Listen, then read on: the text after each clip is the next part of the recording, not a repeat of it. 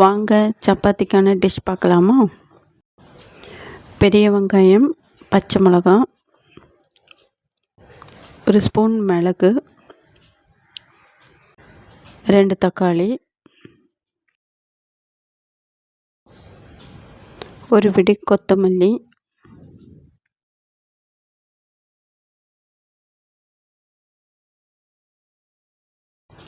கொஞ்சம் புதினா, அவ்வளோதான். இதெல்லாம் நல்லா அரைச்சி பேஸ்ட்டாக பண்ணிக்கோங்க.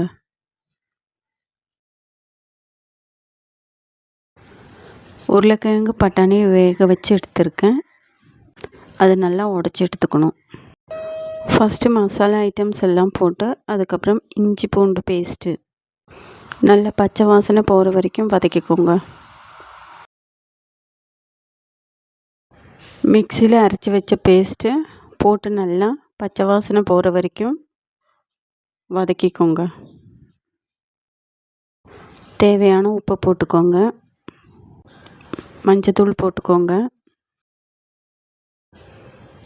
தேவையான தண்ணி ஊற்றிக்கோங்க. கிரேவிக்கு தகுந்தபடி தண்ணி ஊற்றிக்கோங்க. வேக வச்சு உடச்சி எடுத்தால் பட்டாணி உருளைக்கிழங்கு போட்டு நல்லா கொதிக்க விட்டுருங்க. இது மசாலா பூரியோட குருமா. பூரிக்கு மசாலா பண்ணும்போது கொஞ்சம் தண்ணியாக பண்ணிவிடுவேன், சப்பாத்திக்காக இருந்தால் கொஞ்சம் கெட்டியாக பண்ணிவிடுவேன். அவ்வளோதான். ஈஸியான குருமா, ட்ரை பண்ணி பாருங்கள், பிடிக்கும். 1/2 ஸ்பூன் கரம் மசாலா போடணும், 1/2 ஸ்பூன் சாட் மசாலா போடணும். அப்போ கொஞ்சம் மணமும் டேஸ்ட்டும் கொஞ்சம் நல்லாயிருக்கும். சாட் மசாலா கொஞ்சம் புளிப்பு தன்மையை கொடுக்கும். பிடிச்சா போடுங்க. குருமா ரெடி ஆயிடுச்சு. 1/2 மணி நேரம் முன்னாடியே சப்பாத்தி மாவு குழச்சி வச்சுட்டேன். சப்பாத்தி மாவு குழச்சி வைக்கும்போது ஒரு கரண்டி எண்ணெய் ஊற்றிக்கோங்க. எண்ணெய் ஊற்றி நல்லா பிசைஞ்சுக்கோங்க. ஃபஸ்ட்டு இந்த மாதிரி சப்பாத்தி நல்லா ரவுண்டாக பரத்தி எடுத்துடணும். அப்புறம் எண்ணெய் ஊற்றி இந்த மாதிரி மடிச்சுக்கணும், கோன் மாதிரி மடிச்சுக்கணும். அப்புறமா அதை மீண்டும் பரத்தி எடுத்துக்கணும்.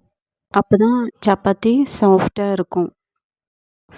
நைட்டு கொஞ்சம் சுட்டு வச்ச சப்பாத்தி நமக்கு அதிகம் ஆயிடுச்சுன்னா மார்னிங் இட்லி பாத்திரத்தில் வச்சு ஸ்டீம் பண்ணி எடுத்தாவே சப்பாத்தி மார்னிங் சாஃப்டாக இருக்கும்.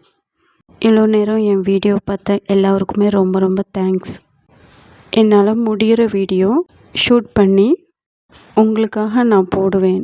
அடுத்த வீடியோவில் பார்க்கலாம்.